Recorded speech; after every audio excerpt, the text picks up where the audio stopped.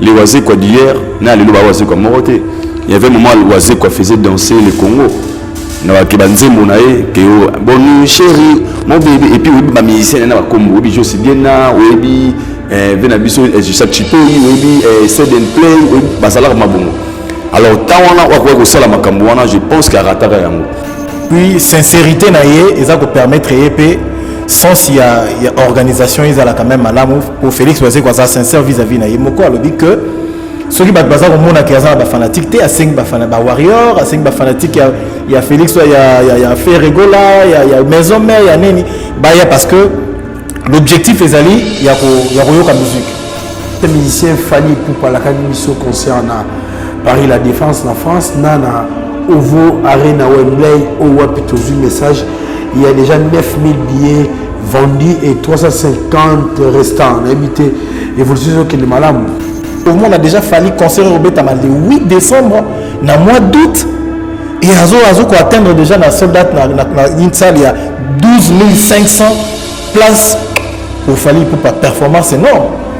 Donc au monde un francophone à qui côté comme un niveau au Tekababillé bien dans la zone anglophone, il faut le féliciter. C'est pas facile. La vérité, ce n'est pas facile. Les anglophones, la bêtement francophone, car le monde en a biti. Ba privilégié mingi ba anglophone c'est un cercle na bango au basala et puis ba buna ba aussi bazali ba conseil ya mwazo ya bon ni bazana ba vidéo ba que Joama aya pour ba anglophone so côté terrain bango e bara ce qui reste chez Fally c'est seulement azwaka temps ya bord mo projet mo ya ba anglais to mona inde ko mo na boso na politique alobi ke Fally pour baso ba chaki playback na concert za pour la dernière répétition avant ko yima loko yima banzemu na été. Les Fally que nous appelons faux chanteurs, ils ont fallu au la succès na banzembo ya lelo, au salon inanité.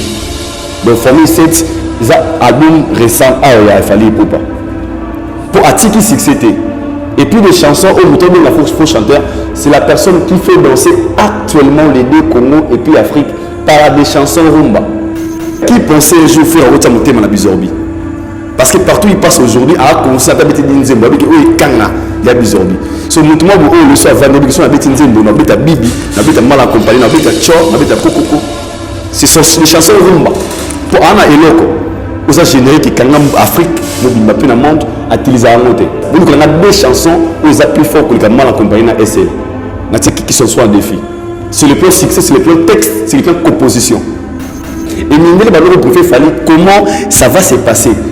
Et ça, grand événement, tout est pas. Il y a des choses qui nous changer pas. Vidéo, lumière et bêtis, l'homme sur le côté. Parce que nous avons des Fally, et puis il fallait que ça la balance, il fallait que ça la training, il ça un test practice, il y a Maramon face à la lobby, il y a le 28. Donc cela montre qu'il y a d'autres personnes qui passent à la télé pour donner des informations aux bases conscients qui sont des émotions fausses. Manix Manix a joué la parole en tant que politique, en tant que mouton à comprendre que l'adversaire il est mieux, moins informé. Il a joué là, moins intelligent. Et puis moins intelligent. Asa confrère, mais n'a qui sont imigo. N'a qui sont imigo. Et puis vous allez battre vos amis qui s'appelle profession européenne, moi son imigo. Il y a des cravates, il y a des cravates, libandi, veste. 3 catégories lunettes avec la vue claire na cravate bino batamayene nzoka ton amona ba joana bakaba wa lunettes na cravate ils ont compris na bi pas de confiance la tête doit réfléchir.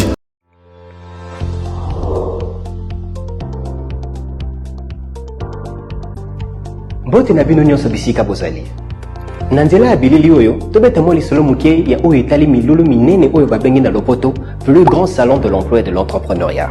Salon de l'emploi et entrepreneuriat ezali milulu minene oyo ebongisami na entreprise ya Kombo Groupe Héritage Investissement na nsima ya programme nango Initiative Emploi pour tous. Ezali esika oyo ebongisami mpona kokutanisa bino na basosiete oyo eza kozwa bato na misala. Esalami mpona kopesa biyano na mituna oyo etali makambo ya misala na mboka. Milulu oyo etali bato nyonso baye basalaka pe mingi na bato oyo bazali koluka misala.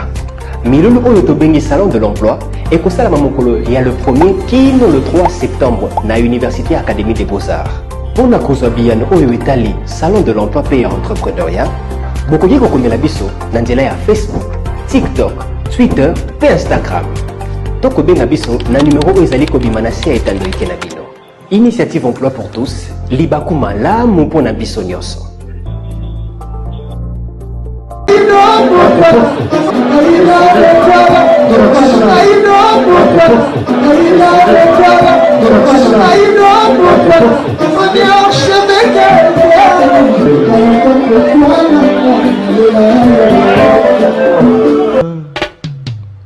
Haïdor Bokwala, le Brésilien Djile Kouyaté.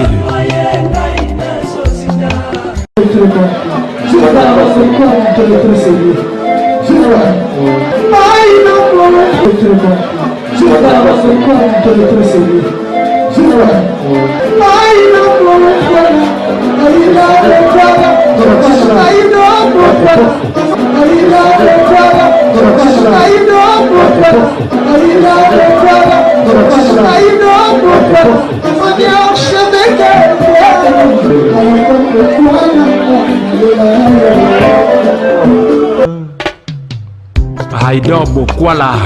Voilà, bonjour, bonsoir à tout le monde qui nous suit. À ce net moment, ce n'est pas de l'air à laquelle que vous allez recevoir cette très belle vidéo qui est présentée par le vôtre, Valdi Tamboué. Mesdames, Messieurs, merci pour la patience et confiance au Mozali Kopé Sabiso. Ah, vraiment, dans le canal la Mina Mikolo, Valdi Tamboué officiel. En tout cas, vous allez savoir Sabiso et c'est moi, vous allez voir Nenge.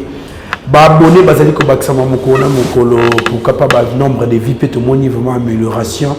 Merci Nessé de Osaka, Nenge Bino, Nenge Longobani.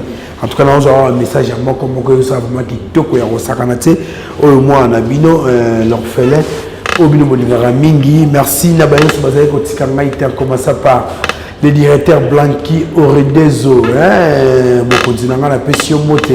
Nessé ba vacancier, on a ba vacancier, seul niveau vendre qui toko na kata vie pour de Kinshasa, Betatou na commune ya Kalamu. Dans le quartier Matongé, précisément dans l'avenue Libaya, en tout cas, vous allez décider au passer ce séjour qu'on appelle Simbote Normal Lisette Lokangeli Foku, une femme pas comme les autres, pourquoi pas boss Djibril Biyake, Babi Beshka Business Nde Makambo, donc ça il va dire pour comprendre ma soulée ça la marabona pas ya Djibril Biyake, mais surtout yom dona poso babongo le pango so banda ko so contacter mission na Beshka Business en tout cas au cause va décider pour y à Sombaka à réfectionner à salir on a des normes internationales à Tchango à vente. Merci na papi Pedro à Palmira Moulamba papi Pedro ali banga nous tunanga na pesino mbote na Flore Serre na biso Flore Kimbota. En tout cas les nazanga moto to la cadre et analyse to yebongo to zana patuma ngwete nous avons un Haïdor Bokwala to yeko sola. En tout cas ceux qui est derrière la caméra la mémoire là on est en panne de champ et pour commencer notre communication pour nous saluer invité na ngai. Bonjour Patou Mangwete. Bonjour Valdi Tamboué. Valdi, pe na pesi susumbote na babone nyonso ya Veto. O bazali ko continuer toujours ya ko sala confiance. Si sala o et puis tozali ko mona ndenge nini babone bazali ko continuer ya ko bakisama. Tozawana toujours pour na ko servir bino. Et puis mbote na occasion batu nyonso ba rozwa libaku ya kolanda émission oyo à travers cette analyse na Veto tozawana na souci à servir bino na pas très bonne condition ndenge na mesana toujours ko yebisa bino biso to ya kaka ko loba soki ya ko loba ezali to sala to pesa makanisi na biso na o ezali bongo ba sujet d'actualité et puis ba suggestion ba préoccupation et permettra biso ya ko yeba ndenge ni to ko améliorer musala na biso. Merci beaucoup pour l'invitation Valdi Tamboué. En tout cas merci bonjour Haïdor Bokwala. Bonjour Valdi Tamboué, bonjour Patou Mangwete. Et bonjour l'équipe technique, nous avons accompagné Bisso tout au long de l'émission. Nous avons Bisso, nous avons toujours obligé à repérer Bango merci parce que on a besoin de Fox par rapport à mon salaire, nous avons s'abonner du jour au jour. Nous avons attendre l'émission du début à la fin. Donc nous avons vraiment gratté.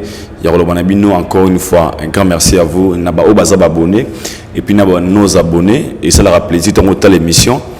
Au quotidien au cas où s'abonner et puis au commenter au liker tout bien j'aime c'est une manière de repérer sa chaîne assurance et ça bon maintenir na carte YouTube sinon avant de commencer cette émission on peut savoir message comme papa Mosala donc Mosala pour nayo et merci na bandeko bazako benga bazako penser pe na ba famille na bango message za moko avant to banda du 1er au 3 septembre salon d'emploi et de l'entrepreneuriat, plus grand salon d'emploi et de l'entrepreneuriat.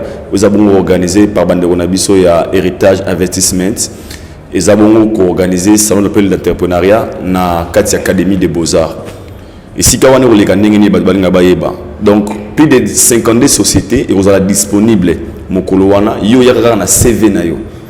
Topoza au tangi ba kelasi mingité parce que kozwa musala ezaka teki muto za na CV tout muto tangi ba kelasi. Ba compagnie ko ya wana ba société ko ya wana ba zabe na besoin bato bazama ba coup de main ba misala ba pesa kaka bato. Alors bande ko wana ba organiser yango pendant 3 jours du 1er au 3 pour na participer. Jour mort ils en a $5, 3 jours ils en a $10. Donc yo là taka moi bien ndezala muto ko comme musala. Ma personne compagnie pembeni na yo alors ba o pe ba ozana ba projet na bango au monde que zama ma ozana projet mo komara il y aura 15 personnes ba ozala sélectionner ba financer bango mbongo pour ba sala ba projet na bango et si ozana ndako wana projet mo mona ndemo bandela ngote to ozana diaspora ozana ndeko na Kinshasa il est aussi intelligent toi na projet tinde ka na plus grand salon d'emploi d'entrepreneuriat aya wana aroza pe na chance financer projet et puis il y aura aussi des formations au besoin la CVT il y a kuna ba osunga pe yo ndeko la CV pour okende okota na ba société aux ala bona partenariat wana sinon numéro de téléphone pour bien je pense que on peut savoir numéro de téléphone chance ya moi to bien mo sala pour na yo donc na comme ça message olingi transformation à vie ndeko na to ya yo bien na numéro comme ça okota contact na biso to numéro osunga mais sinon merci à toi Valit Tamboué. Rien que la vérité, donc nous sommes là pour tout ça la boule. Merci. En tout cas, merci. Patou Mangote, parole de l'actualité avec l'artiste et musicien Félix Oazé Kouaka Obenanzembo, monstre d'amour, au Wapi. À Rosana Lobby, na Katia Stade des Martyrs, pour livrer un concert à la Kakiba, Bananios sur la culture, pays, vie, pourquoi pas, mélomane, il y a bonne musique, il y a Congo, on a habité Moliloba. Aujourd'hui, le côté à Tolobaka. Oui, oui. Pour le concert, il y a Koulout Nabiso, Félix Oazé, quoi. D'abord, on a mon détermination et l'engagement où ils allaient pour livrer concert na Ewana parce que tu es battu mingi na Kinshasa, ne bazo la Félix Oazé, quoi. Babi qui a na fanatique té et puis sincérité na yé, ils ont permettre épée sans il y a organisation ils allaient quand même à l'amour pour Félix Oazé quoi ça sincère vis-à-vis na yé. Moko a lobby que ceux qui battent bazar au monde qui a fanatique té à 5 ba warrior à 5 ba fanatique il y a Félix il y a Ferregola il y a maison mère il y a neni ba ya parce que l'objectif est ali il y a koyoka musique l'objectif est ali il y a koyoka musique et culture na biso parce que Stade des Martyrs on les a répondre à mututé mutumonte ba ponaye wana to ba salaye abeta ka Stade des Martyrs ou a monique à coquille il y a livrer concert à Stade des Martyrs comme Félix Oazé quoi.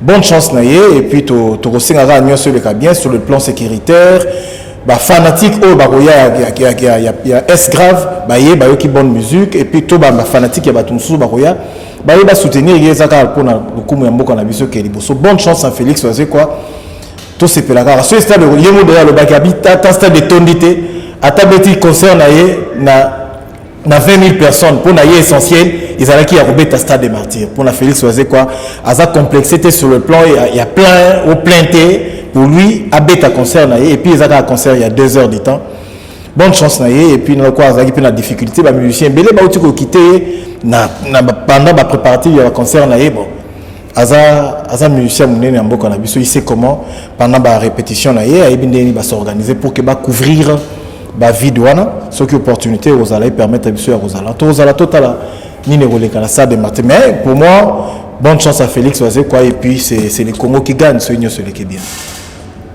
bonne chance na yé ndenge opesi wana en tout cas biso totombela ye matondi wana pour makambo ekende mwa kitoko aza mwana mboka notre compatriote et notre artiste et musicien mais il y a un souci côté nakoloba côté ya technique pour lelo na kati ya stade tozana manifestation pour lever des prières aux api il y a organisé par les papa na biso Kabundi Wale ça yemo Félix Oazé ko loba na biso ke ba osola mukena papa na biso moto na Nzambe pour quand même podium wana oya ko utiliser bon ba utiliser en lobby merci les plans techniques ko pesa ko créer ba quoi quitter bon je pense que l'activité il y a pasteur Kabundi Wale ça ils en a pourquoi ils allaient déjà l'élo vendredi le soir et ceux qui basali na équipe au basali professionnel et pour permettre bango ceux qui et puis il faut pas déterminer timing là-bas, parce que je crois que pour l'activité à Kabundouali, c'est ça, ti lobby n'attend, il n'attend, je pense pas qu'il va faire à 10 heures.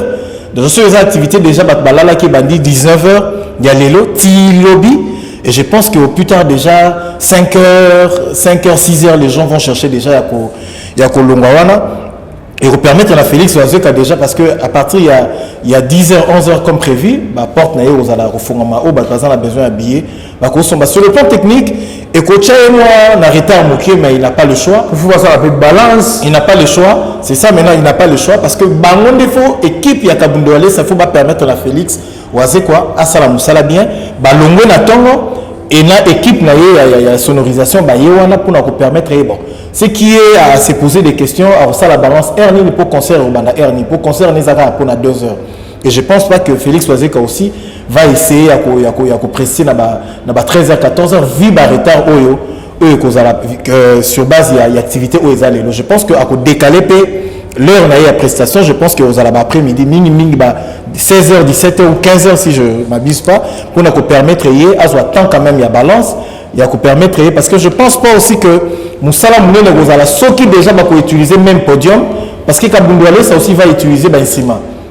Donc je pense que Bakoye Baka Nene a quoi améliorer pour que la Tongo et handicapé Félix Oazeka mais il faut à la seconde là bas professionnel pour que base à la paix vite il y a qu'on permettre à qu'on installer à qu'on bongisa il y a oui ba guitare voilà faut qu'on accorder un mot il faut qu'on ça la balance il faut et je pense qu'à ça censé à banda concert voilà les après-midi entre 16h ou 17h il y a ça concert il y a 2 heures du temps au plus tard 19h 20h qu'on calé na concert na mais je pense que les canons ceux qui va s'harmoniser bien avec l'équipe il y a Kabundouale ça na équipe il y a Félix Oazeka pour nous permettre que dérapage à la tête sur le plan sonorisation et puis sur le plan lumière.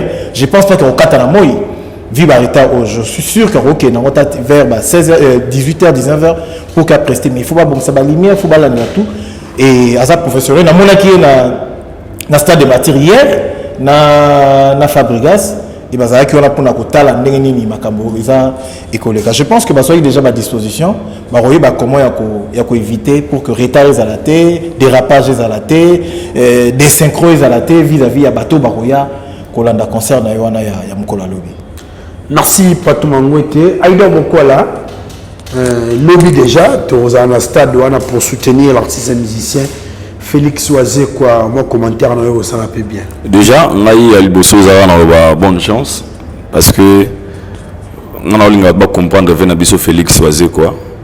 Au moins les lots ba vie après Wenge Kobeta ba stade des martyrs ba vena biso quadra ba Pepe ba Papa Wemba ba Vekester ba comment le histoire na bango comment le sengo ro ba kete na beta stade na beta na nebo na beta double stade.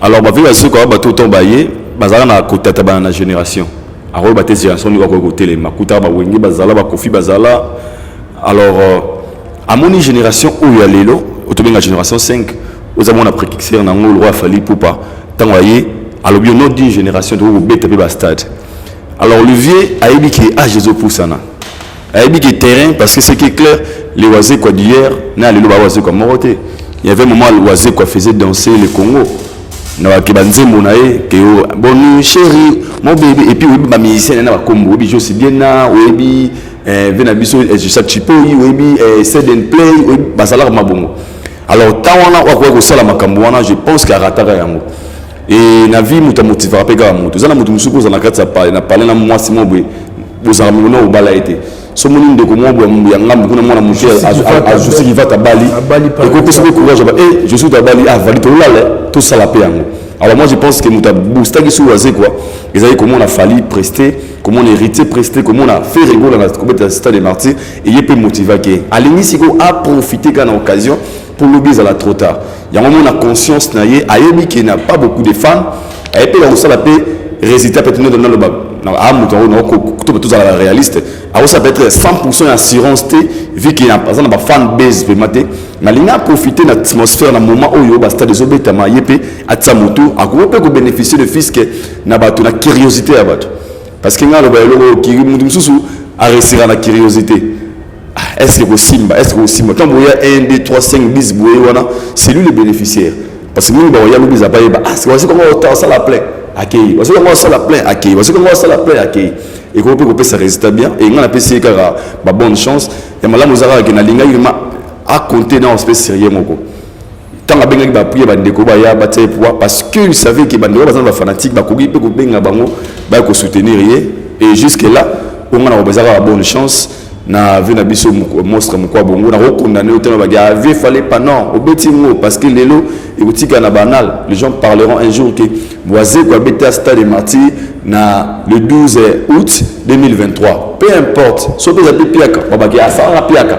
mon botika la na histoire so pe réussir ba ga réussir saka et botika la na histoire et ça le monega on a pas tant de bien comme rappel que souligner aussi important et ça les il y a deux événements moko les 11 lelo moko les 12 et créer des ordres quand on a pena na petit tort na bande ko ya gestionnaire ya stade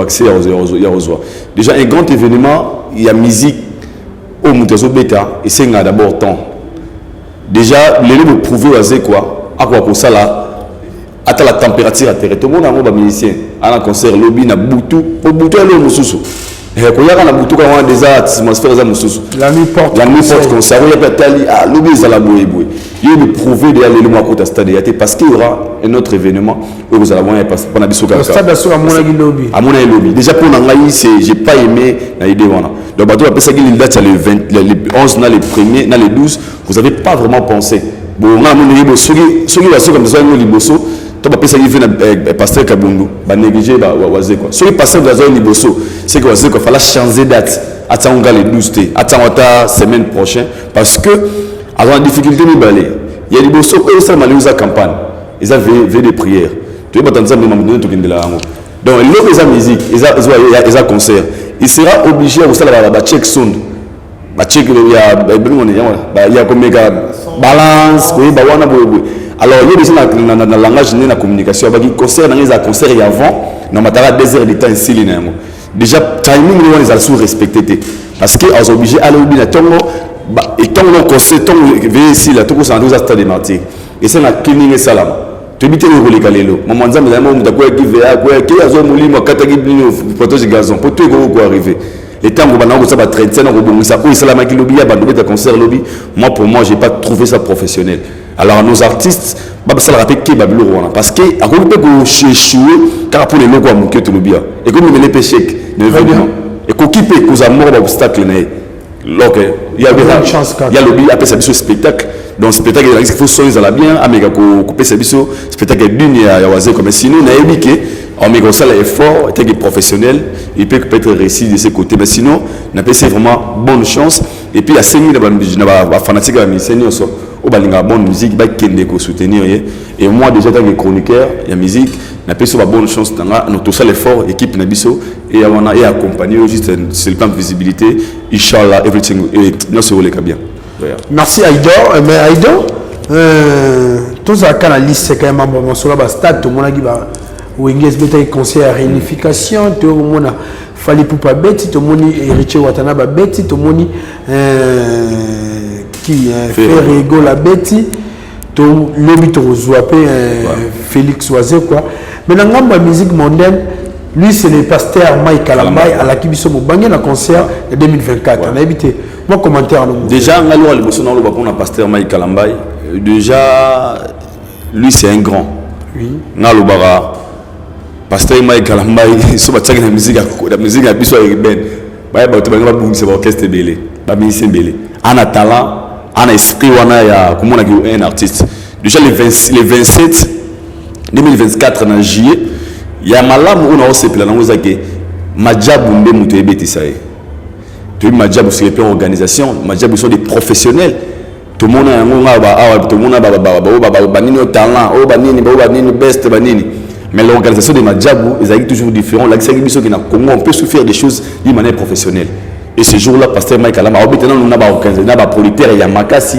et lui aussi il a du talent et ngai tant que mais la bonne musique on a l'ingapé musique na souhaité sous la bonne chance pour l'autre lingande ya ngwana ko conquérir peuple raboué déjà comme on a pasteur Mike Alamba va être dans le stade des martyrs et ça va motiver aussi lobby tout le monde appelle lobby serment ou pas le appelle stade des martyrs tant musicien chrétien donc on appelle c'est encore une fois bonne chance à pasteur Mike Kalambay le 27 juillet 2024 tozala wana to comme histoire ensemble to yemba banzemba abanga zanga na goma na Yesu sans nous sommes tozala wana to accompagner vraiment alors merci mais comment on a fallu pour pas dans le baba comme tu as commenté la ndenge na ba photo bimaki ndo tala ndeko ne fallu na palais ça la gueule au-delà de tout nous sommes des humains na lo baka on est dans le Congo peut-être que musique monsieur à la trotter mais la félicite na mona on pété ça na Congo tout ça la différence ya bato qui mutamasumu na muta normal c'est le Congo qui on juge des gens par leur apparence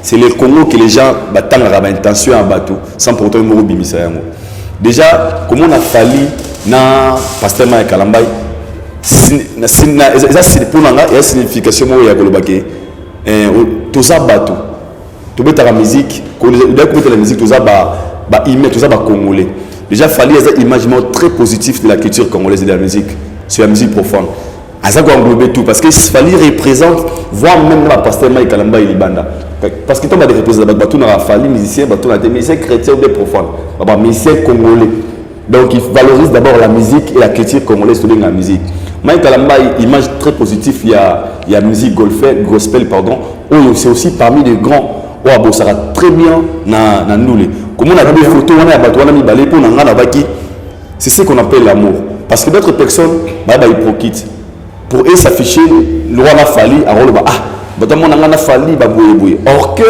les Fally sont des humains les Fally le roi défendre les missions du Banamboka ils ont droit à être avec n'importe qui parce que tant qu'on a honoré les missions du Banamboka aux aratés c'est comme si fallait qu'il n'avait pas comme président comme Fally musicien comme Kofi comme Yamoutoué ce sont nos ambassadeurs alors comment on a battu on a qu'on s'afficher na batoué d'autre part faut mon que l'image il y a récite mais battu sous la polémique okutana moto on ce sont pas des minorité quand même battu on autour ba on a Fally on to battu on ce sont des gens qui posent peut-être dans battu les gabiso ou avant que bi fana tinda mbongo na est fana na somba ambulance na tinda na est sunga bandeko alors on a comme on a magala moi déjà Mike Kalambay retour pour pasteur retourner stade des martyrs d'autre part un message au lieu que c'est le moment où ça préfixé la génération d'abord de musiciens chrétiens et n'a dit sur tomber dans la liboso na génération d'abord ya c'est lors dans Mike Kalambay on dit ça la préfixé dans liboso avec écoute la peine préfixé et cinquième génération à retourner qui d'autres personnes un message de connexion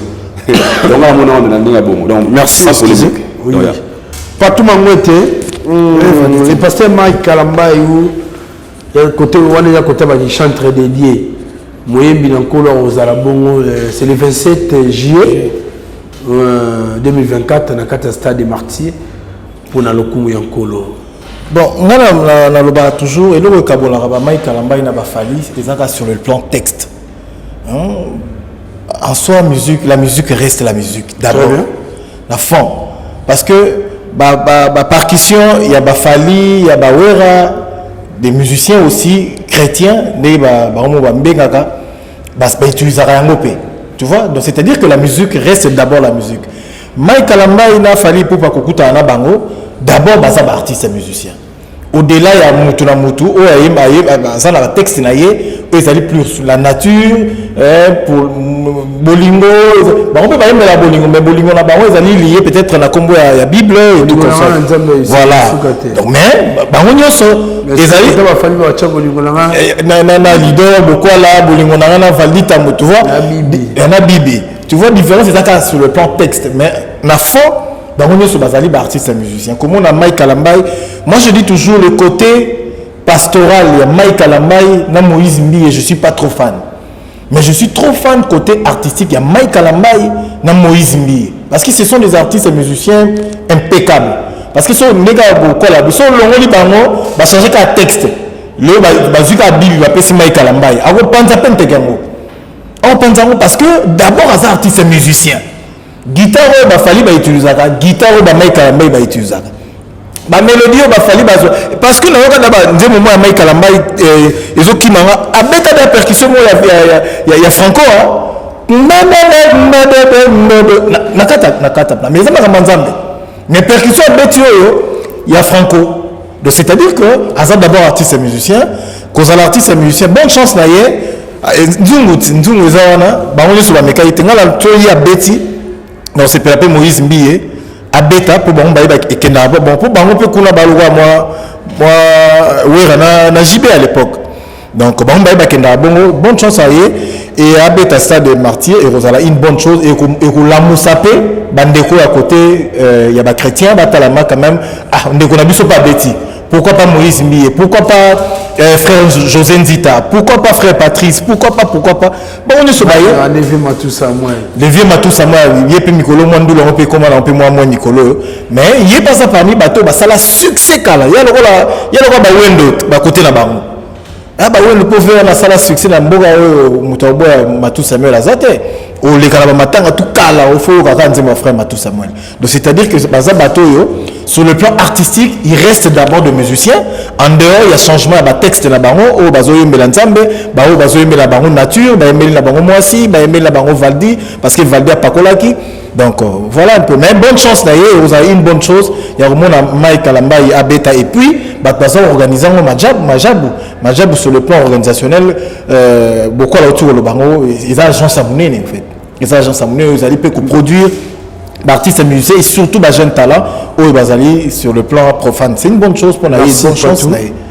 En tout cas, toujours évolué, mais toujours quand on a solo, il y a production scénique, qu'on vend de la vraiment actualité, ça boy, minute malé, mais au Kenya. L'artiste musicien Fally Ipupa, la Canimiso concerne Paris La Défense, la France, Nana, Ovo, Arena, Wembley, Owa, Pitozu, message. Il y a déjà 9000 billets vendus et 350 restants. On a habité évolution qui est malade. La 4 à Londres.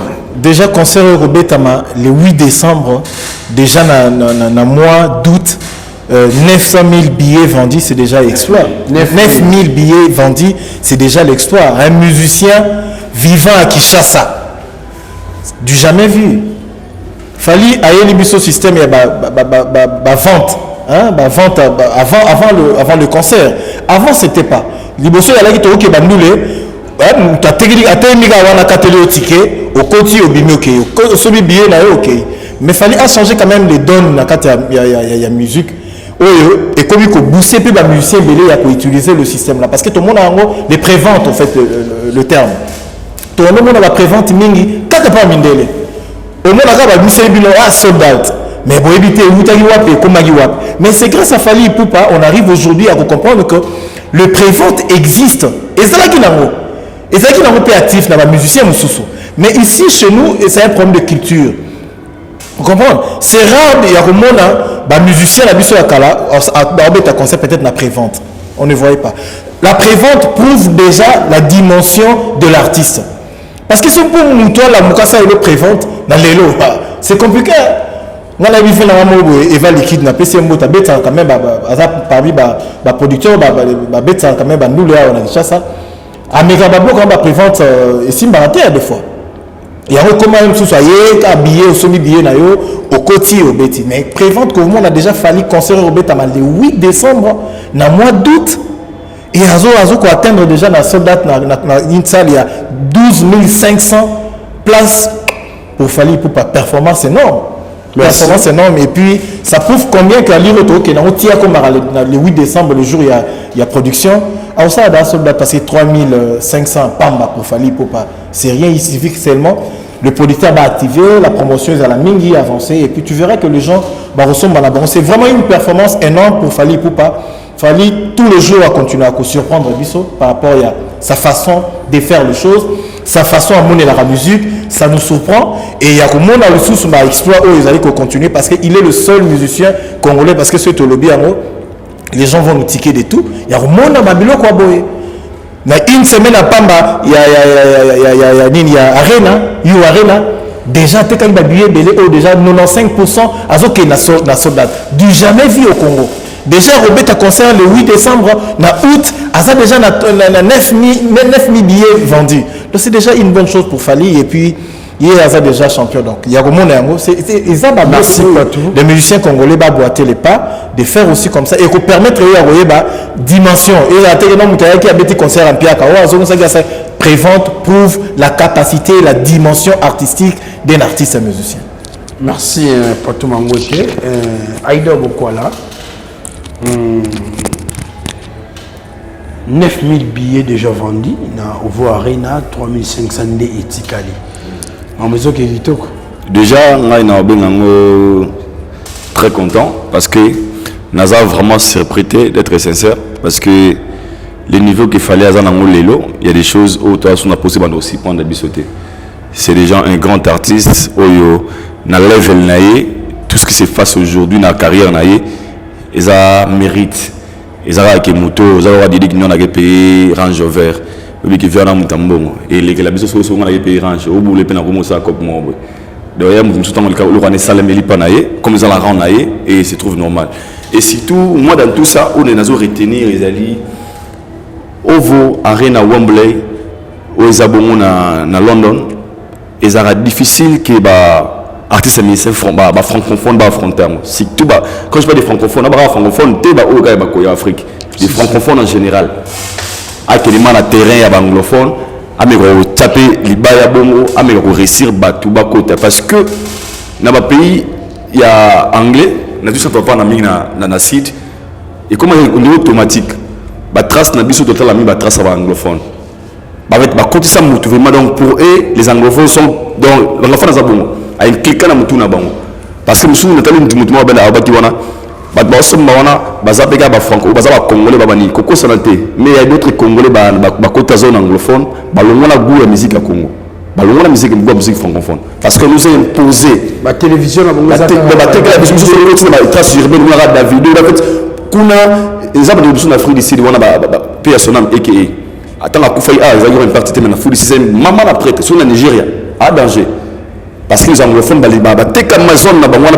entre bango. Donc pour les anglophones sont forts. Donc au moins un francophone à qui côté comme un niveau bien dans la zone anglophone, il faut lui féliciter. C'est pas facile. Mais en vérité, ce n'est pas facile. Les anglophones, les francophones, les cara. Le monde en habite, les privilégiés les anglophones, c'est un cercle dans bango au Bassala. Mais de voir un Congolais résident à Kinshasa, au Congo, à quelques concert na UK, concert wapi na zone anglophone et puis comme la capacité de teka babiller, ils ont félicité ma case. Et moi je pense que ce qu'il fallait faire aujourd'hui, il ne le fait pas seulement pour lui. Il fait ça au nom de la culture de la musique congolaise. Parce que demain on va se réveiller, Dieu m'a plus courage, on va faire des bêtes dans Londres.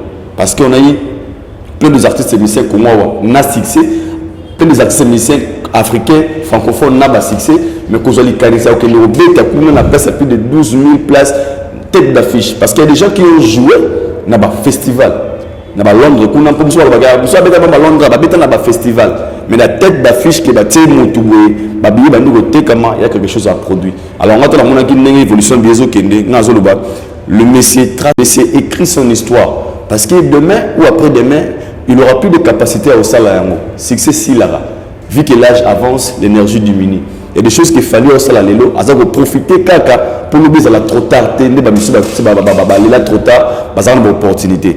Alors moi, étant que Congolais, tous les Congolais, au la bonne musique, pas seulement des Warriors. Parce que là, il y a celui qui a Warrior, et celui qui a drapeau. Donc on a ça que si quelqu'un et ça le match à vite na Afrique na mboka mobe ya Cameroun waso Congolais na Cameroun. Donc on est obligé à toi mtaimana au commissaire vite pour l'honneur de la RDC pour l'honneur à Mboka.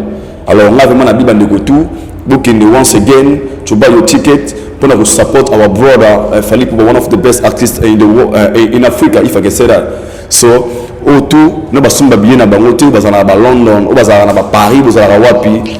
Please go buy your ticket pour jouer à Tolindo comme histoire na biso ensemble tant que ba Congolais tous à la fière au Lobake moko ya fils du pays avec conquérir une zone anglophone réussite naïe et aux honneur non seulement à lui mais honneur de la culture congolaise en général. Mais sinon naïbi que fallait ça la sold out et puis babou na ba aussi bazali ba conseil ya mwazo ya bon ni bazana ba Davido ba que Joama aoya pour bango foso ko terrain bango ibara.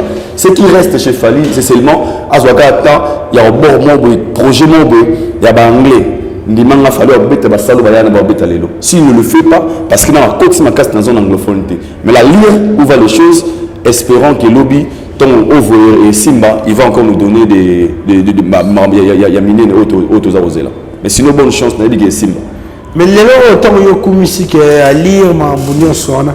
Les gens n'ont pas la charité bien ordonnée commence par soi-même. Et là c'est monsieur Fally Poupa, il est taxé na ba kombonyo surtout mito vendre art vraiment. Ba te beli ba bi que Fally Poupa bazo bengi faux chanteur. Ozo la bonne déjà nanigana me go sunga bato lelo parce que Congolais a beau ça la chantage. Congolais bi ko manipuler mutu pas comme ina yo pe. Congolais a pris à travailler mukili ba mona oyo sala mabe. Ba travailler mukili mais c'est en communication. Donc on va dire là ti bien on va faire croire à la mutu que noir noir la tamate na polo na kati. Et les gens qui sont faibles ba bato ba koya na ba erreur wana ba bossa na tout na facilité. Moi je rappelle les gens. Il y a des gens aujourd'hui qui disent que tout le monde a fallu faux chanteur. Les Fally que nous appelons faux chanteurs, ils ont fallu au ça la succès na banzembo ya lelo, au ça non inanité. Donc famille 7, ils ont album récent a fallu Poupa. Pour attirer succès. Et puis les chansons au bouton de la faux chanteur, c'est la personne qui fait danser actuellement les deux Congo et puis Afrique par des chansons rumba. Bato to bien la vraie chanteur, ils sont incapables d'enlever la rumba et de se produire et les grands chanteurs ils ont donné leur force dans le générique. Qui pensait qu'un jour faire un dans générique Bizorbi? Aujourd'hui la chanson phare, la chanson aimée des Ferré et des Égaulois, ils ont Bizorbi. C'est pas une chanson de voix, il y a un accord de vocalité. Il y a un animateur. Qui pensait un jour faire un dans Bizorbi? Parce que partout il passe aujourd'hui, à commencer à habiter dans Nzembo, avec eux Kanga, il y a Bizorbi. Ce mouvement où le soir, vendre sur habiter Nzembo, on habite à Bibi, on habite à mal accompagné, on habite à Tcho, on habite à Kokoko. Ce sont les chansons rumba. Pour Anna et Loko, vous avez généré que Kanga Afrique, nous bimba plus dans le monde, à utiliser à monter. Anna bloqué, à utiliser à monter. À côté de la salle, habite mal en compagnie, rumba. À côté de la salle, habite SL. Ce mouvement il faut chanter. Moi, il faut réfléchir. Ce sont les gens au bazar pour eux. Et moi je comprends les Congolais. Congolais la prendre Moro. Hier les Congolais disaient fallait abetara rap. Aux revers, au Kimurumba, au Kwasso musique. Pendant que l'artiste était concentré, il a retravaillé l'album ouvert en Obenga. Pour amicoter c'est Sika ou a commis les parce qu'il fallait aujourd'hui à deux couches de fans. Fana ba fan ya ba obalinga ba rumba, na ba fan ya ba urbaine. Et ça n'a pas de souhait à faire Fally, à l'ingénieur ba Fally rumbaté. Il peut tu choisir que des chansons ou les urbaines. So nous la faux chanteur wana. Tant qu'il la musique urbaine, il avait laissé la place à un certain montant. Na bande ko beta banzembo na bango. Tant qu'on a longwe, na qui que ce soit en défi. Lelo, c'est moi Aido qui parle tant que chroniqueur musical. Na ministre actuellement, tout le cas de rumba où il est qui mal accompagné na SL. Actuellement tous les albums où bimi lelo. Kobanda bini légende kobanda balle de match kobanda dynastie on a la Fabregas donc on a deux chansons où ils appuient fort que mal accompagné na SL na qui sont soit en défi c'est le plan succès c'est le plan texte c'est le plan composition même si technique à voix il y a eu Melanzembo qui que ce soit en défi les Congolais sont comme ça. Congolais il a fallu faut chanter les Congolais on a parlé les chansons qui les coups ce sont les chansons de Fally Poupa et il y a des récents qui est faux chanteur c'est les Congolais les Congolais bazar au boss les loro mort Congolais ils ont besoin de ça dans la montée au moins tant Fally a écouté à comme ça ba concert na format international qu'il a commencé à utiliser autotune babirwa au Congolais et déranger qui est en guima ça ça et déranger Congolais pour ça la autotune et déranger Congolais au Congolais et déranger qui était tant que nous sort ça là yango Congolais au azana courage ya olobake Gims à sa numéro 1 collègue ba ministère tout à Congo pour avoir un trophée belé mais Congolais azana courage tout va qu'il fallait numéro 1 à l'équipe ba ministère tout à Congo. Donc pour dire que les mêmes Congolais wana le roi il fallait vraiment aussi arrêter conseil dans format wana. Alors pour eux, je pense que l'artiste a un concert parce qu'il est incapable de produire ses propres titres. Mais moi, je leur mets en défi. La personne que nous parlons, c'est la personne qui a fait beaucoup de concerts, plus que tous les artistes et musiciens congolais. Donc ce qui s'est produit presque dans un mois, à 3-4 productions. Dans tous ces concerts, il fait des lives. Dans tous ces concerts, il fait des lives. Donc, il soit attendu ma Bibi, à Yembi, attendu ma Boué, à Yembi. Parce que le mouton, il faut chanter. Vous savez, allusion, nanini, ni question de la. Donc, ce sont des gens qui réfléchissent dans le génie. Pour nous, si nous avons un débat, non, on répond, on dirait traiter Fally de faux chanteurs, c'est manquer de respect dans la culture de Mboka. Et c'est manquer de respect dans mon ambassadeur qui défend valablement la musique congolaise. Quand je dis la musique congolaise, on va rater qui est urbaine. Parce que là, on va reproduire SL chanson rumba. C'est vrai, SL. Il y a là-bas. Steve Lumba. Pendant que les Blancs interprétaient la chanson SL, la chanson rumba. Au monde a sali remix nango a sali remix challenge na cover na TikTok et la personne wanande biso tous encourager c'est un faux chanteur, il faut réfléchir dans genou en fait. Le mouton réfléchir comment on niveau de traiter ben moi on a faux débat. Merci pas tout le monde était d'ailleurs ce qu'on partager même avis que Aïdor on partager toujours même avis na Aïdor parce que na l'internet vague internet et comme ici batu bazoba mingi vague internet et ça vous permettre sous soutenir na batu de réfléchir muto eza lutu mais muto abeza lutu teza sani c'est ça au fait l'internet les gens oublient ba bloko ezali important pied nini o ezali to ke na iloko ezali tant benga Fally faux chanteur sur base de quel élément sur base de quel support yo za faux chanteur. Est-ce qu'il faut chanter un rocote à la carte note? Parce que la musique d'abord ils ont une note. Musique ils ont d'abord une note. Moutaouti na do, ré, mi, tout. Il y a moins les respect à note. Tant que vous traitez Moutaouti faux chanteur. Sur base de quoi? Il faut l'élément la critique et accompagner. Au lieu de la mouke le bio non, valider un faux chanteur. Mais sur base de quoi? On ne peut pas comparer Moutou à Salaka à un ténoriste. Non, Moutou a la deuxième voix. Moutou a la deuxième voix. À quoi il faut chanteur? Mais c'est faux, c'est ça qu'on a rendu compte. Si on va comparer Fally, n'a pas peut-être pas ténoriste. Mais la musique, ils ont la variation à la voix. Tous la ténoriste, tous la deuxième voix, tous la bassiste, tous la déclaire. Ils ont vraiment catégorie belée à sens à musique.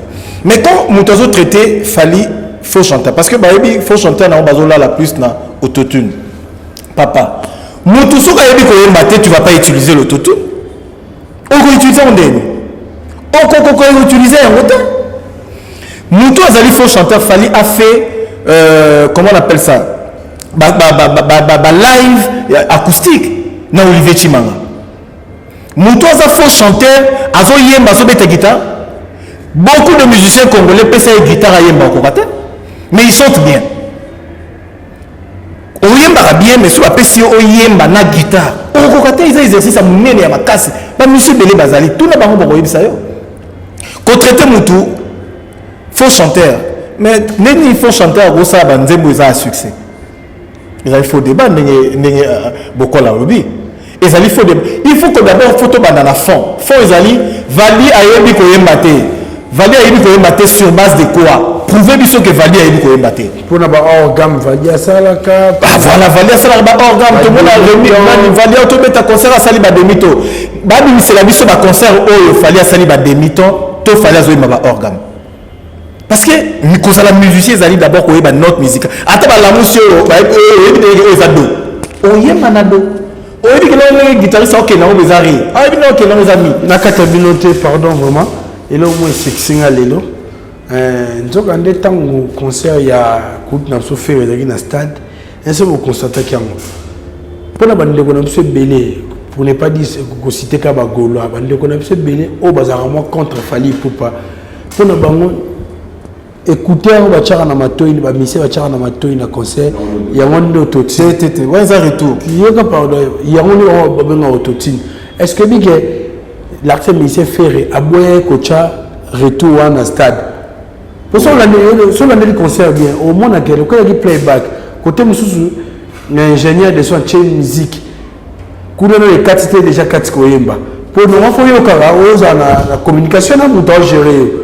Ce qu'on pose dans la communication, vous allez le quoi na matoi. Ce que quand nous sommes à boire que là, tu le quoi na. Donc pour nous y éviter. Pour tout le monde, on va faire une photo dans Facebook. On va encercler, on va dire, tel autre le monde. Non, on dit ça. Nabi Valdi. Les communautés. Il faut aller ça va donner un chombo. Il faut aller sur le podium. Assis le téléphone, on va y aller. Ah, ça là, oui. Et que va artiste bien dans notamment sur le téléphone à monter. Pour nous qu'on s'exprime en casse. Artiste a boy qu'on va retour wana. Oui que bien on va rien on savait moi trop. Dire monsieur Bandaki de ça il y a au kabato on gérer été. Ezali manque à professionnalisme. Congolais azali na défaut moko na lubakango Congolais lingaka koyekola te. Congolais soko limomo na zoba na biso ba Congolais ezali zwa eloko ya koyekola zwa mbongo tchana kati livre kopola. La connaissance beaucoup les akobete le mo abeti anga na bien monter. Et ko motiver nga ya ko sala la recherche ni loko yo et ça là que beaucoup la avancer na mo. Parce que la science reste la science. La technologie reste la technologie. Mouta sala la technologie a biso to até. Mundele déjà avancé. Biso na mboka na biso tozo kamwa playback. Biso na mboka na biso tozo kamwa autotune. Biso na mboka na biso to comment sala la distinction ya ba live ya ba live.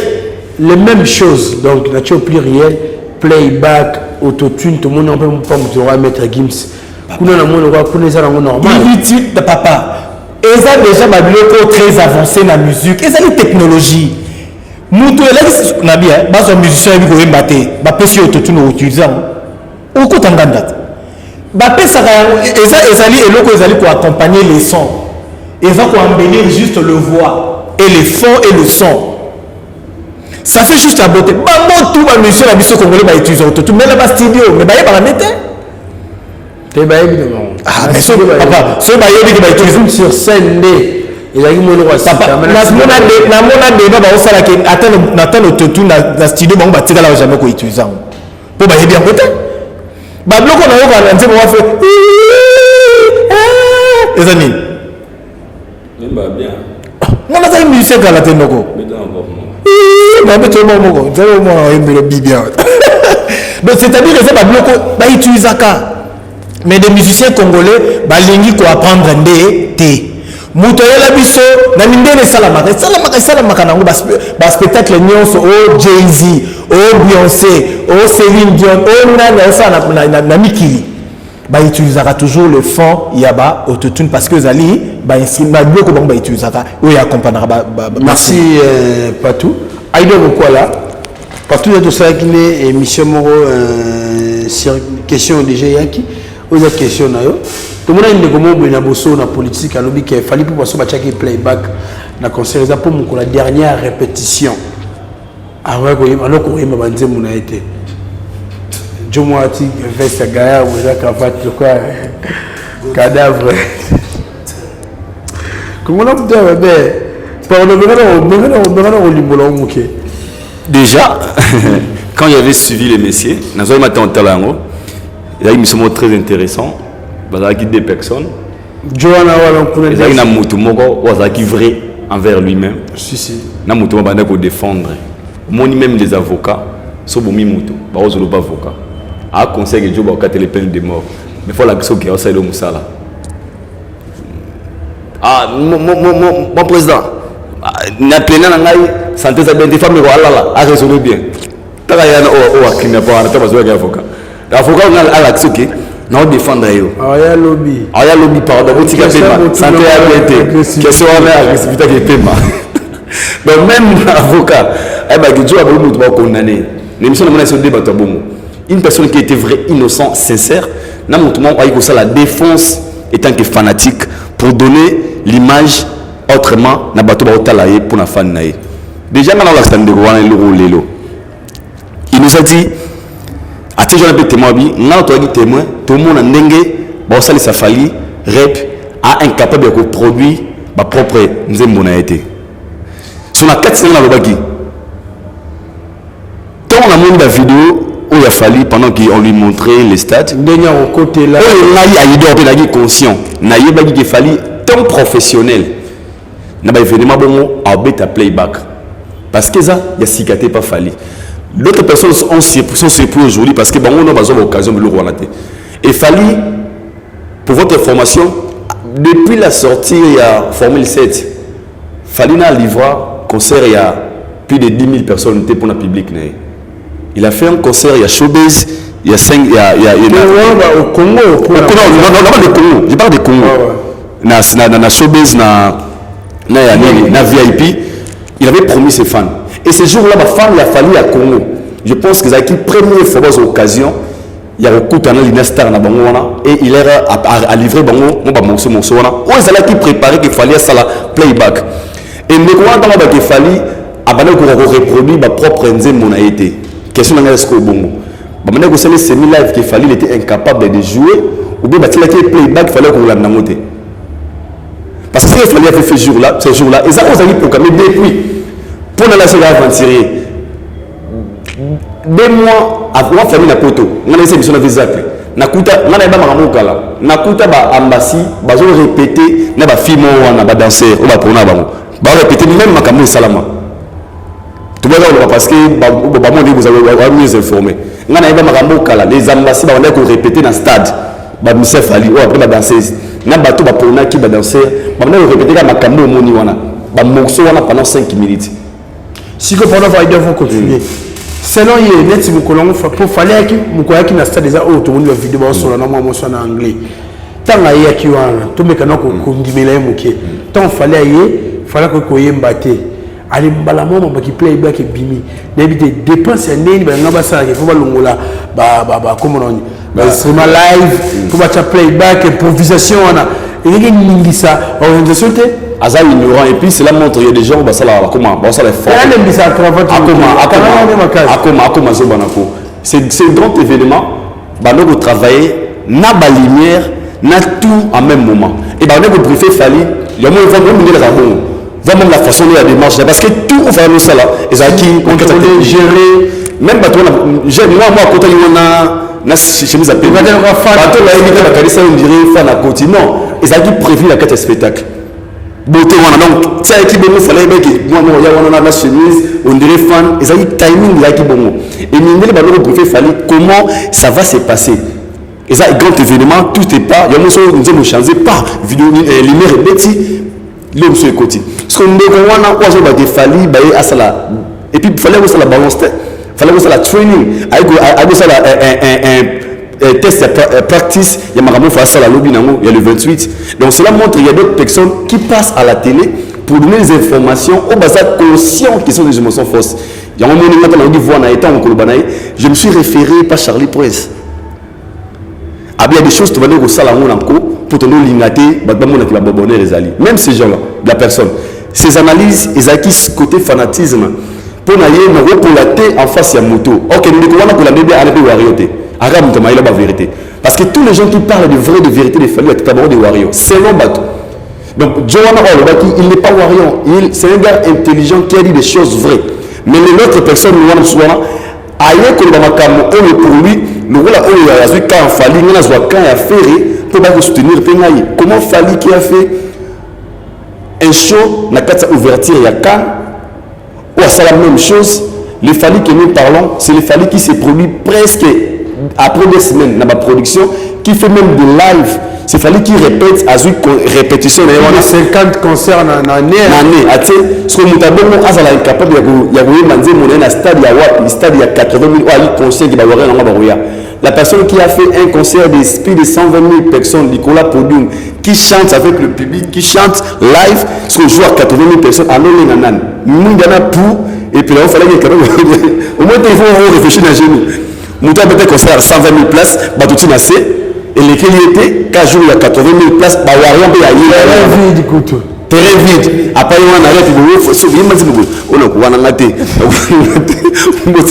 y a mon il y a les cravates il y a mon les cravates libandi veste 3 catégories lunettes avec la vue claire na cravate on va tamayer nzoka tant na mona ba joana ba kaba kaba wa lunettes na cravate et je comprends que na bi pas de confiance la tête doit réfléchir o ba ki kabesa donc mon temps na mona ki tara ba se ma camonette ya kocha micro na public n'inviter à commis litigieuse comment ay ko mabe déjà c'est kocha micro na public fan bazoyemba déjà pour voir mona ba ndeko so ba sala ngo ba da juba ba gims pour l'information na bango aujourd'hui sur le plan international un artiste ce qui vous prester na bamboka le roi libana ba grand salle ba grand événement si public est incapable il y a repéré le retour à la chanson c'est quoi succès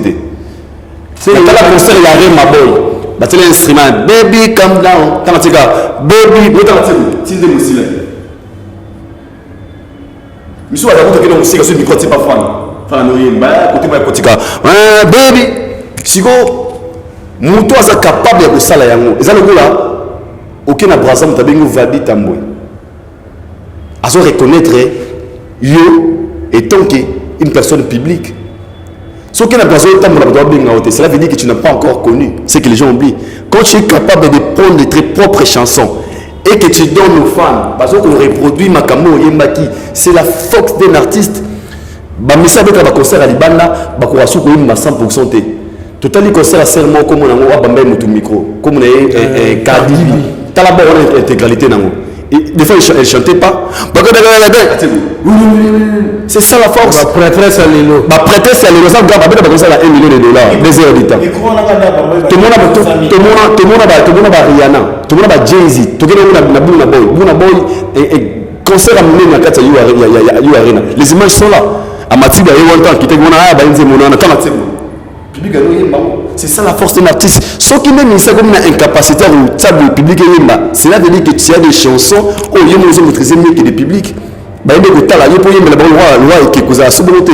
Comme la vibe, faut ça entre l'artiste et le public, mais le talent cette harmonie, c'est là qui compte. Vibe donc. Très bien, Kaboula vibe. Merci à Igor Mokoala, Kaboula vibe. Pas tout le monde. Na otala makambo nyonso to moi lelo. Pardon, c'est la question. On répond à la question. Laisse-moi te gérer un peu. Est-ce que notre musique évolue? Notre musique évolue pour la bateau baza conscient. La musique évolue pour la bateau ba musicien baza conscient. Oui. Na linga avant la côte à la profondeur il y a question na yo. Na région quand même beaucoup là parce que si on a répondu à mutuno au salanga mabeming. Oui puis émission il y a ndeko na biso le cas na boso na politique na oki soni mingi. Na répondre on a dévolé en tant que professionnel et média déjà ko yamba ko sangisa mutu aza politique na mutu azali journaliste de faire un débat. Journaliste en principe faut aller au-delà na connaissance koleka muto azali politique. Manix c'est un gars que je connais, je le salue aussi na yamba biming na ba débat politique na télévision chez Kilartus. C'est un gars intellectuel, aza très élevé na pensée, aza na parti politique qui avait na biso matata pour na été sur tout kolonga pour ba changer pam pam. Gauthier c'est un gars aussi que je connais, c'est un journaliste. Oui, na oki passe bien que la 21 il y a ça la poute. Na zo bisayo passe la petit Gauthier. Passe na yo ki ezali ko yamba muto yo Manix azali na domaine journalistique azali na domaine journalistique te yo sali journaliste zo ka Manix azali bien je na so ki soni mingi ya ko yoba ki yo azali professionnel à média mais tu n'es pas informé. Gauthier notre rôle ezali ya kozala mieux informé pour mieux communiquer. Si journaliste azali mieux informé, tu mieux communiquer, tu ne vas pas communiquer. Quand on a un plateau, la politique, sans que vous en avez des éléments. Parce que la politique, comme on a tendance, il y a des polémiques, des histoires. Yo, professionnel à médias, entre guillemets, nous avons dans le domaine, nous avons recadré. il y a copié sur un élément où ils allaient censés de connaître sur le plan d'actualité. Donc Manix est vraiment l'historien du présent. Manix a joué la parole en tant que politique, en tant que Mouto Azamaïl, à comprendre que l'adversaire il est mieux, moins informé. Il a joué là, moins intelligent. Et puis moins intelligent. Aza confrère, mais n'a qui sont mingo. N'a qui sont mingi. Et puis vous allez battre vos amis qui s'appelle profession au moi son mingi. Ce qu'on y éviter. Il ne faut pas parler. Et nous qu'on a la maîtrise, on a la bélémate. Mani c'est ça que vous savez. Tout le monde a fallu pour pas yamba à Kenya Joe Biden, nani Barack Obama. L'ancien président Yachine, secrétaire général des Nations Unies, Ayamba Fali. Yoneni aux journalistes avec Marambouanate. Si vous êtes journaliste, c'est un journaliste. Vous êtes journaliste, donc la région de Boko là, donc après si vous avez Kende Loba, vous avez d'ailleurs. Et là on se sont préparés en Kitoko, cohérence ces éléments pour ça. Vous comprenez que ma communication est rationnelle.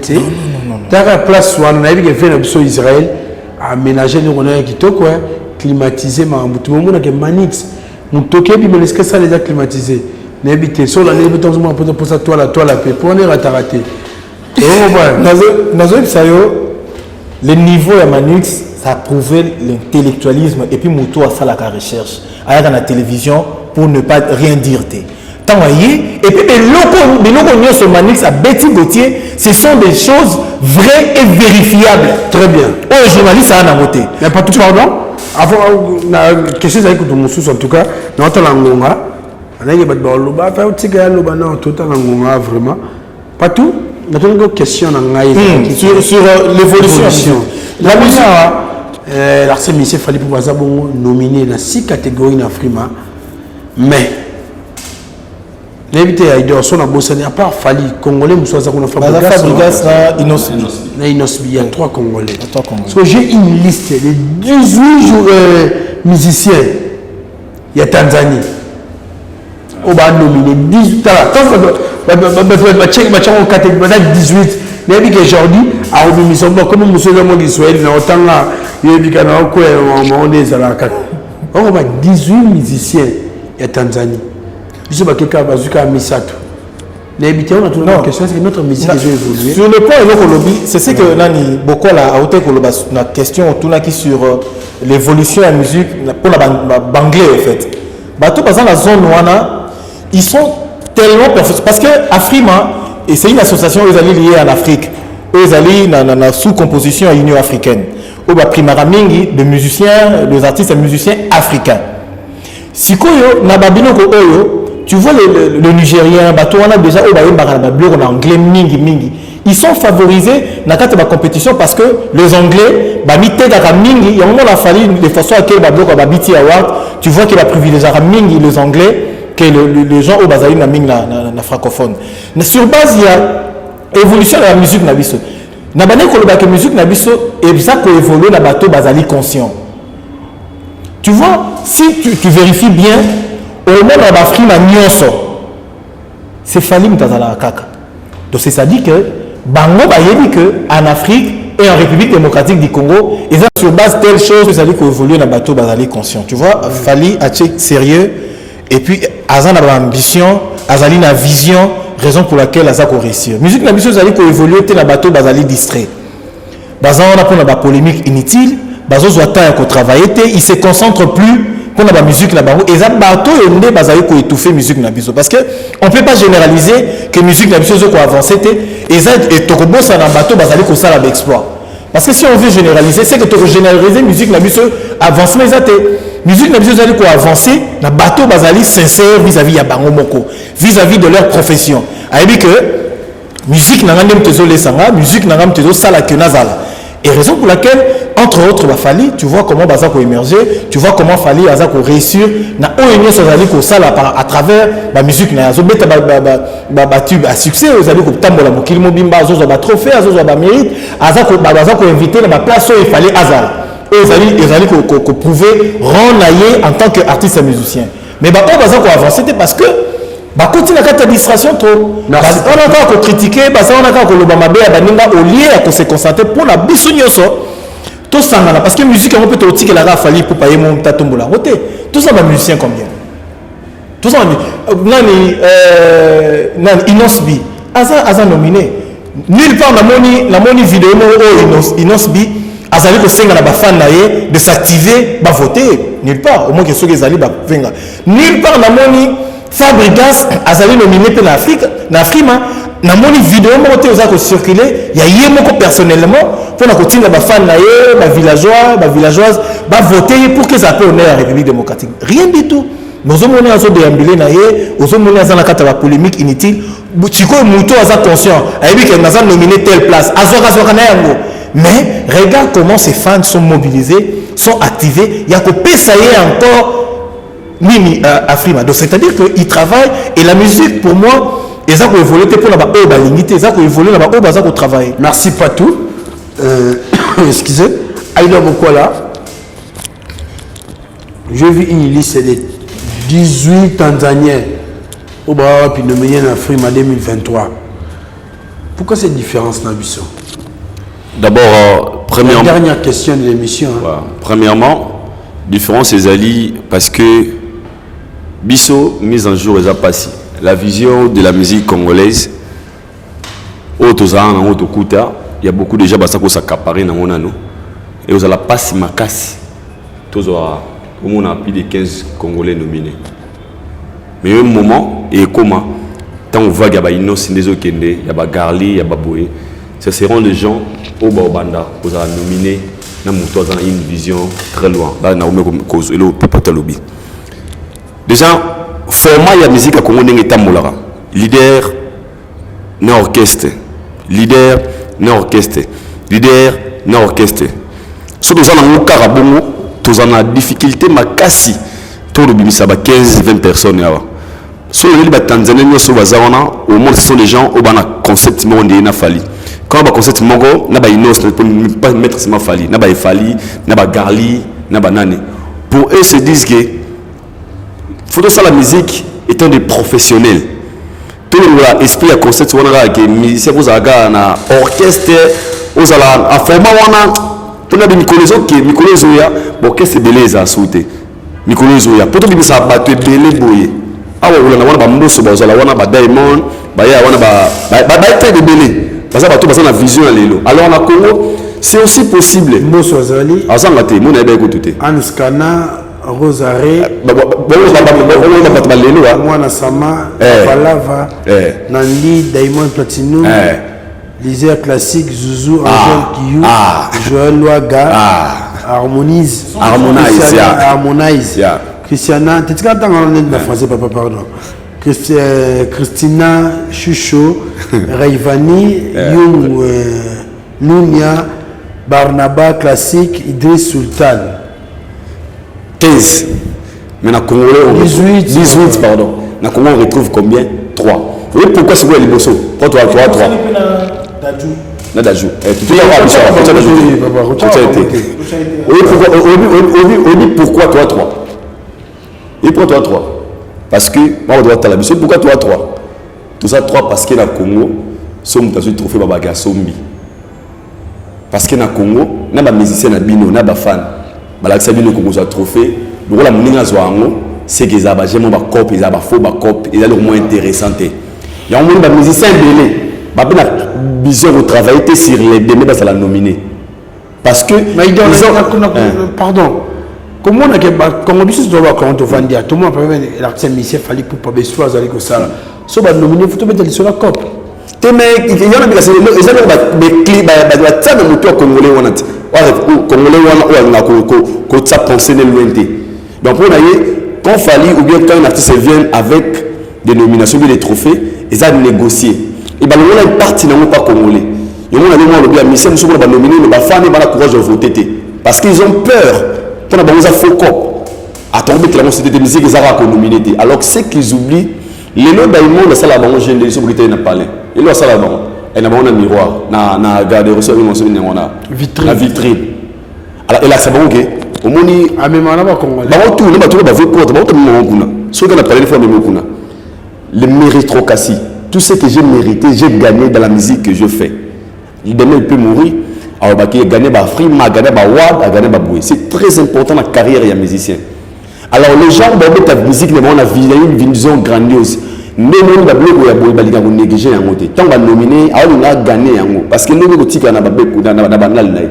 Mais ça, nous tout le monde a raté parce qu'ils n'ont pas besoin de ça. Et puis, nous, peut-être, ça parce que la communication qu'il y a, c'est pas fanatique. Il y a des musiques qui étaient. Parce que il y a un faux cop. Il y a un Congolais. Il a même du mal d'accepter lorsqu'il avait vu un disque d'or certifié. Parce que dans le tour de la musique, il y a un faux cop, il y a un négocier. Alors, ça passe pour les gens qui font de la musique, la vision manquée, va se retrouver à 15 Congolais. Non. Et les Congolais, on va comme belé, tant Gali Garveil, Inosidi, Rebochou, on va réveiller encore une fois, on va la terre, la polémique, on peut faire aussi carrière avec groupe d'accompagnement, on peut faire featuring, on va nominer dans la catégorie la meilleure collaboration, meilleur acte. On sait que qui peut nominer rien que par featuring. Par juste la collaboration, on va nominer peu.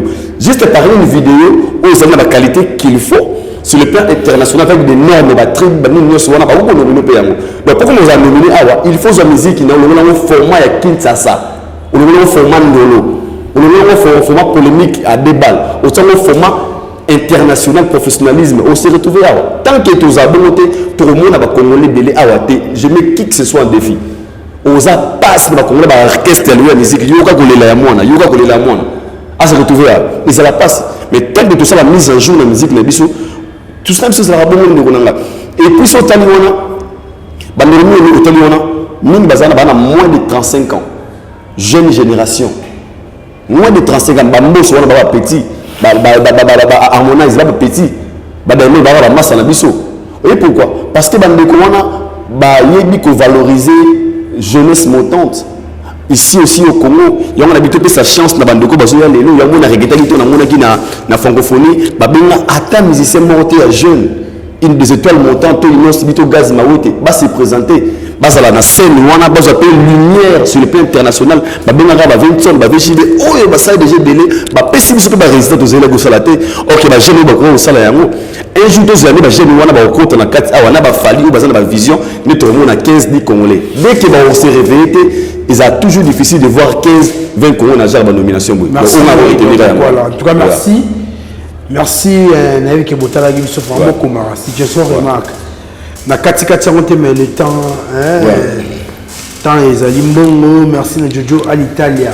Les psychiques banderons sur le là, t'as quitté comme t'as tout na croisement Kalimbele mais Mouchipa na boutique d'habillement à l'Italia Calzatour et en tout cas vous avez décidé. Ken Fongola, merci na pour nous tunangai Jimmy Bella ou en tout cas la passion Motesika au talanga les boss, merci na Jojo qui est papa Vivi pour que papa Pascal de Bonheur na merveille qui monte l'architecte international sans oublier Pablo Kitamba la maison Kitams. Aïdo une dernière communication, tout ça. Déjà, on apprécie d'abord merci à toi Tali Bisso et na CPI et na mission salagi dernièrement. Dans ce qui retour, il y a des commandes aux États-Unis à cette plaque sur la question où il y a un contrat. Et le monde qui peut de un message d'une émission. Et ça que à régionner qui vision réponse c'était une très bonne réponse. Un artiste professionnel, il n'est pas obligé de venir présenter un contrat ou à salir pour un professionnel. Déjà au bilan ça qui est un matérialiste, rislisme, un matérialisme. Un artiste ne peut pas venir au contraire déjà sur le plan international il y a des faux. Donc pour ces dons-là, c'est là que l'artiste a un contrat.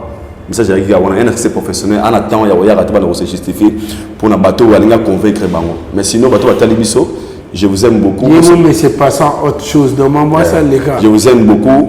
Pour s'abonner dans la chaîne Bisso, c'est une façon de soutenir Bisso. Que Allah vous bénisse, que Allah vous garde. Que la paix de Christ et René n'a pas parlé na bino ne commence à dik putu aigle chapeaudage dik putu pitch ndombele mozo kanate masanga pitch ndombele mboli canadien batoto balinganga je vous aime aussi donc on est ensemble la c'est grand mbote makasi na président ba warrior hein président ba Neti Liguan président ba warrior à Brazzaville Neti Liguan Tous appels on a pensé à la minité. Donc sinon nous sommes ensemble. Thank you brother. En tout cas merci. Pas tout mango était. Fali Prosper alors depuis quelque part une dernière communication. Merci beaucoup Valdi, merci beaucoup la bande de Cognos sur la télévision na veto. Et l'Européen a communiqué sur Yango la moni beaucoup la BTCT sur Yango. Et ils allaient sur le contrat. Le contrat est sacré, le contrat est lié Moto, n'a engagement personnel. Le contrat va exposer à Yango, c'est très dangereux. Sur le plan juridique, sur le plan maramébé, le secret à contrat Valdi a signé il faut qu'on t'en a. Il fallait bien qu'on content voilà. Est-ce que va misser ben va rober ba mitou. Mais bien sûr. Bon Azwaki. Et puis parce que voilà. En tout cas comment on va directement cacher un moto Azwaki parce que cacher un musicien sur Azui. Pour les musiciens sur la TV. On va avoir 80 millions papa parce que il m'a soubo yemo bela confirmé. Donc voilà le médecin de Tchamba qui a pour 15 000. Moi je promets que vous vraiment il y a un les qui on a communiqué puis le mot beaucoup la abete na suka pona na sisa na yango tu vois ba bloc ba frima izala kala tu vois mais pour ni ba vena biso wana tuba ba kota na quantité parce que ba comprenant que baza la vision et puis sont dans des discours où ils allaient na sens té bazali na ba polémique il y a ba balle réelle où ils allaient ko prouver parce que pour ba chayo na kati wana il faut ba mona ba œuvre il faut ba mona makambo évolution makambo zo ça ils ont permettre na batu ba coach na kati wana vraiment merci beaucoup pour l'invitation merci beaucoup na bande tout Batali Bisso va continuer toujours à soutenir Bisso, ma suggestion, préoccupation et au sein de Bisso grand bien pour que tu aies améliorer notre façon de faire. Tout ça à Batu, n'est la message toujours koloba. Sur le fingi Bisso to relembate, mais au fingi ça mabe place ya ngoyo. So za pena makanisi logo ya Bisso, micro za caméra pesa na mundu kité. Au PCB makanisi no to ko avancer. Mote na bino nyonso to kutela mbalasima. Alors merci sur Batali Bisso en tout cas vous abonnez massivement à la canal et tout le canal où la communication met au sein de la kitoko. Merci à qui était derrière la caméra. Merci à Jordi. Et voilà, bon mini la régie finale. En tout cas, vous s'abonnez massivement.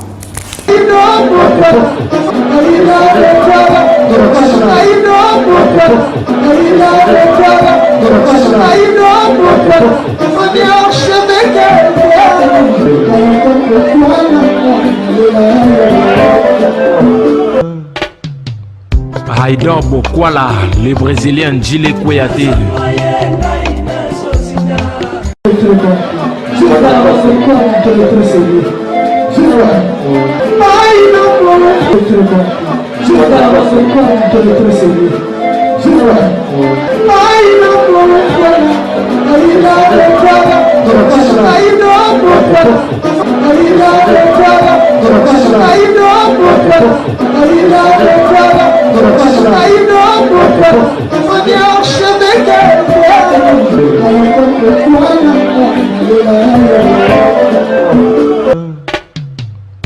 Haïdor Bokwala.